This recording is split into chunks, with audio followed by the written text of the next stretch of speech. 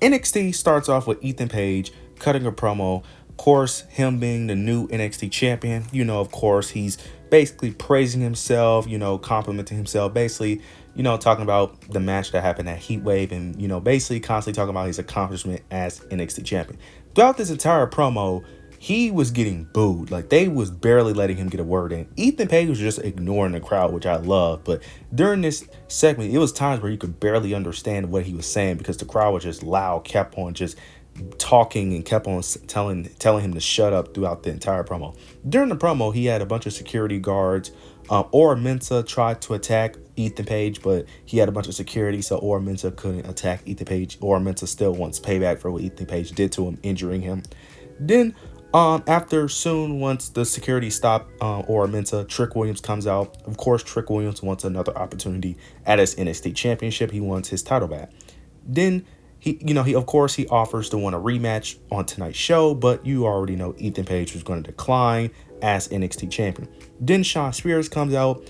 He ends up, coming out saying a couple of words. Then Javon Evans ends up coming out. They do the thing where each opponent of the match comes out. Javon Evans comes out. He says a couple of words, and then they brawl. The babyfaces stand tall inside the ring, which leads into a main event match of a tag team that's going to be between Trick, Javon versus Shawn Spears and Ethan Page, but it does have a twist. Twist at the end, as we all know, Javon Evans ends up getting attacked later on the show, and we ends up getting a surprise guest as Trick Williams' tag partner, which ends up being Joe Hendry, which was a very great surprise. I love what they did there. Next, we get Carmen Petfit versus Ariana Grace. I'm not going to speak too much on this match. This match got set up at Heatwave. Ariana Grace was taking credit for the victory. Carmen didn't like that, so she wanted to prove who's the better of the tag team. Carmen picks up the victory here, but after this match, Fallon Henley ends up attacking Carmen Petrovich. Jacy Jayne and Jasmine Nix was on the outside watching the match. Fallon Henley ends up attacking Carmen Petrovich.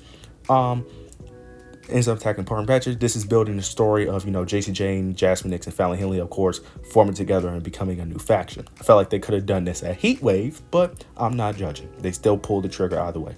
Next, we get a quick Brit Jensen segment. He's back on NXT. He apologized to Ava for his antics on social media. Ava ends up giving him a second chance. Ends up getting him a second chance. So Brooks Jensen is back on NXT. Next, we end up getting Tony DAngelo versus Lexi King for the Heritage Cup. This was an okay match, nothing too major here. Tony DAngelo picks up the victory. I'm not going to go too much into this match because this is actually one of the shorter matches of the Heritage Cup, because typically Heritage Cup matches always go to the final round, the 6th round. This only went 4, which was very surprising. I thought it was going to go to the 6th round, but it actually only went 4. During the match, they was telling the story of Eddie Thorp and Lexis King, their rivalry.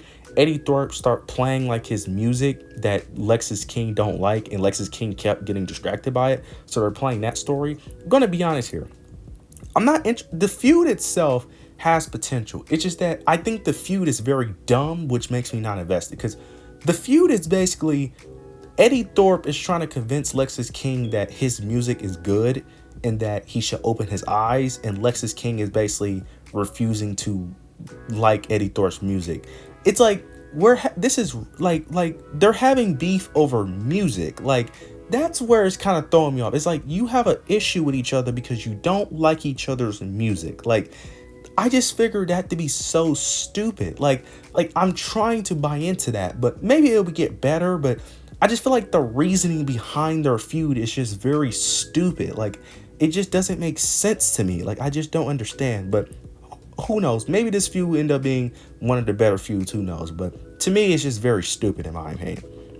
Next, we end up getting Brooks Jensen. He ends up attacking Javon Evans.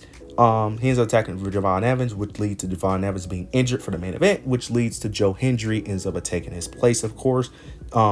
Josh Briggs ends up talking to Brooks Jensen. He doesn't agree with it, and he's going to be solely responsible for all the actions that Brooks Jensen go through. So they're going to be playing the story of Josh Briggs and Brooks Jensen, maybe reviving their friendship that they once have, or maybe potentially going into a rivalry eventually. Who knows? But I'm interested to see how that story plays out. Next, we get Chase U. Ray Holland ends up talking to the other members of Chase U, ends up setting up world championship opportunities for the group. He ends up getting Thea Hale a championship opportunity against Roxanne Perez if she's able to beat Izzy Dame, or I think potential championship match if she beats Izzy Dame on tonight's show, which of course she does. And Duke Hudson gets a championship opportunity against Obafemi, which will be next week. Duke Hudson's reaction was hilarious because he was not happy that he was going to face Obafemi, because who would? You're going to lose. And we all know he's going to lose that match, but that match should be very good.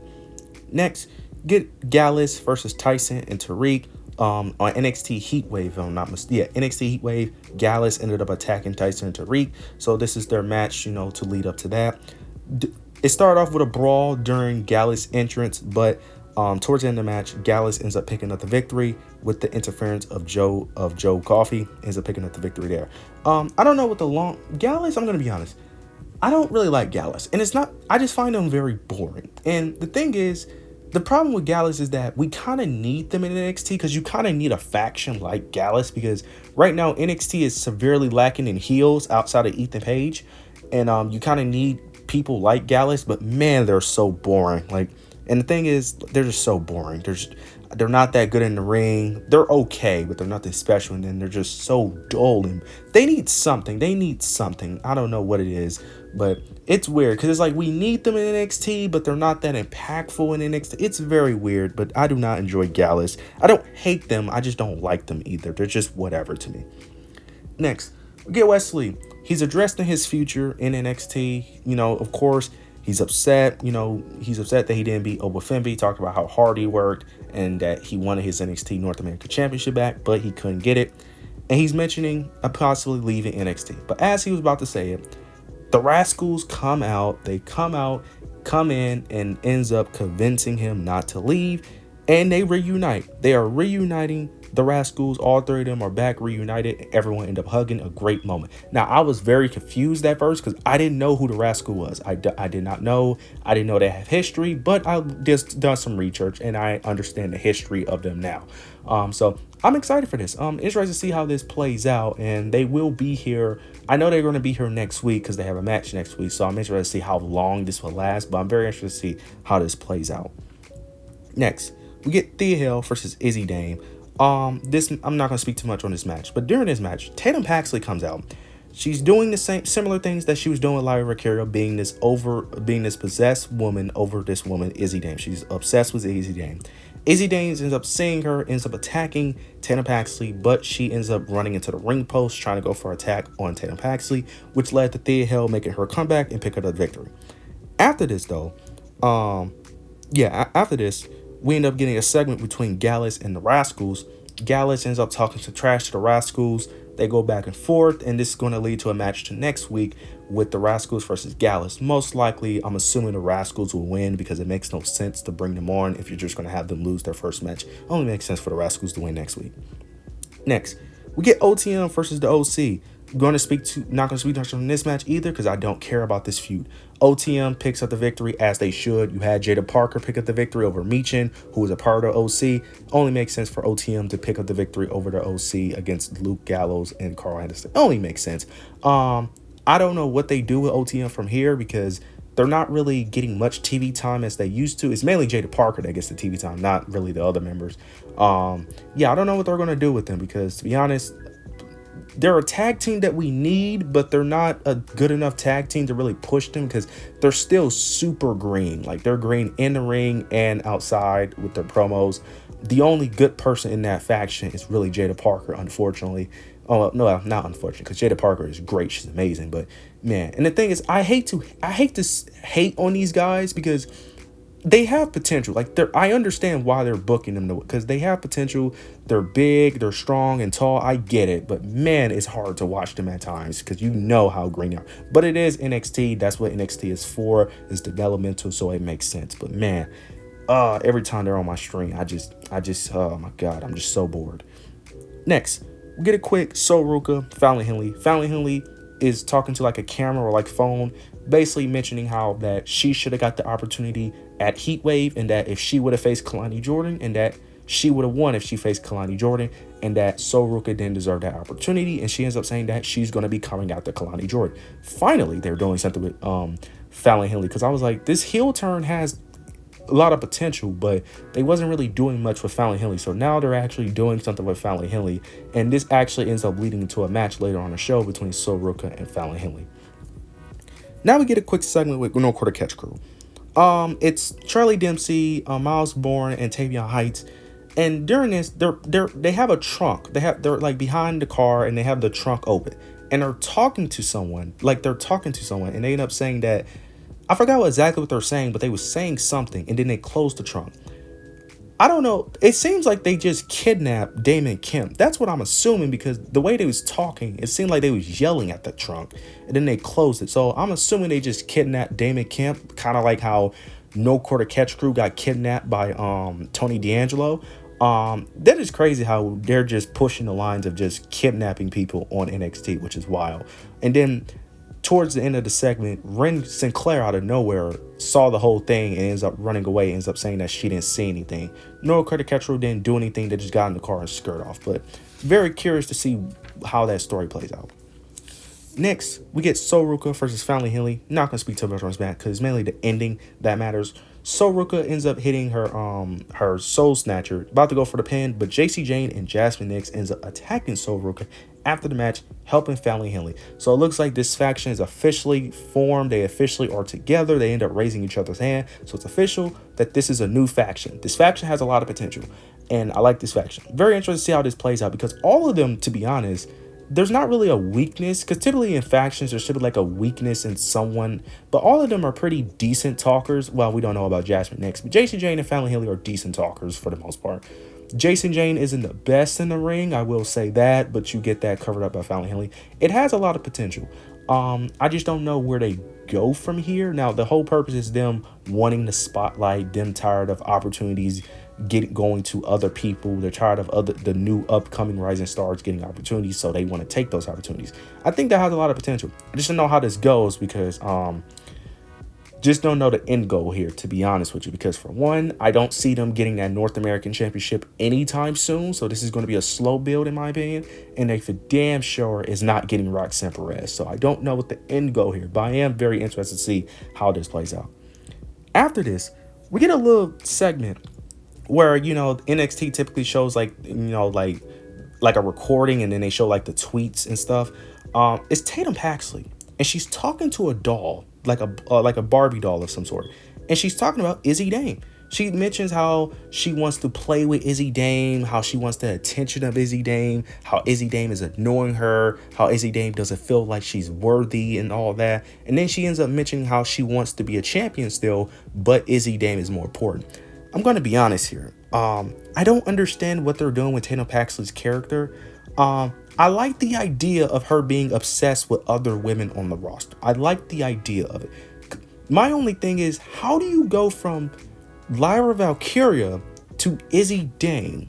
It just doesn't make sense to me. Like, I don't understand how do you put someone like Tatum Paxley in such a main event with such a main event talent to make them fall all the way down to Izzy Dame of all people. And I like Izzy Dame. I think Izzy Dame has tremendous potential as a heel. She's just not there yet. So I'm not understanding the whole purpose of this, especially when the whole purpose of her being obsessed with Lyra was because of a championship. Izzy Dame is nowhere near a championship. I would understand it if she was obsessed with Roxanne Perez or even Kalani Jordan. If she was obsessed with people around championships, it would make sense, but I just don't get it. But towards the end of the segment, she ends up ripping the head off the doll and ends up throwing it on the ground. After she does that, out of nowhere, Wendy Choo picks up the doll and looks up where Tatum Paxley ends up walking off. I don't know what this means. I'm interested in the story because Tatum Paxley's involved. I love Tatum Paxley, but I'm just so confused why this is a storyline, but I'm interested to see where it goes. Next, we end up getting a segment, and basically Cedric Alexander and Asante Diadonis are both now on NXT, so I'm assuming they're going to be on full-time NXT performers, which is great. NXT need more talent, and plus they weren't doing anything on SmackDown. They was doing this weird thing where Triple H was booking them and like trying to be like these fashion gurus at one point, and it looks like they was about to get a push, but they never really had a match. They never even appeared on TV. They just had vignettes. that never led to anything. But they just don't have no TV time because there's no time on SmackDown with the Bloodline. Then you still have LA Knight. You got Cody Rhodes. Yeah, you're just not going to get TV time, unfortunately. So it's a good thing they're going to be on NXT. So give them some TV time. I don't know if they're going to be a tag team. I don't know if they're going to be a tag team or they're going to be single stars. It looked like they was about to be single stars because they came out one by one. They didn't come out together. So it seems like they're going to be single stars. But I'm interested to see how that plays out. Now we get to the main event. Ethan Paige, Shawn Spears versus Trick Williams, and Joe Hendry ends up making his debut. Trick Williams was waiting for his opponent, and it ends up being Joe Hendry. The crowd was electric. The crowd was on fire. You already know, of course, Trick Williams and Joe Hendry had to pick the victory here. Only makes sense. Towards the end of the match, Menta ends up coming out, trying to attack Ethan Paige, getting his payback. Shawn Spears, Trick Williams was in the ring, but they was both on the ground. And Menta tries to attack Ethan Paige. Ethan Paige ends up running away, going up the staircase of the NXT crowd and running away. That just left it to be a 2-on-1 handicap for the last 3 minutes of the match. Joe Hendry and Trick Williams picked the victory. I love what they did here. I am loving this TNA NXT crossover. I'm loving what they be doing here. This sets up a lot of potential matches and potential pay-per-view, Forbidden Door, just saying. Because a lot of people want to see a TNA WWE crossover pay-per-view. That could be very interesting. I will be interested in that. But this was a decent episode of NXT. It wasn't nothing special. It was okay. This was more of a build-up episode to set up potential feuds coming up. So this was an okay episode. Nothing special here, but I love what they did here. I love the TNA crossover that they be doing. You guys let me know what you guys think of this recent episode of NXT. Leave your opinions down below. Make sure you like, comment, and subscribe. But yeah, that's it.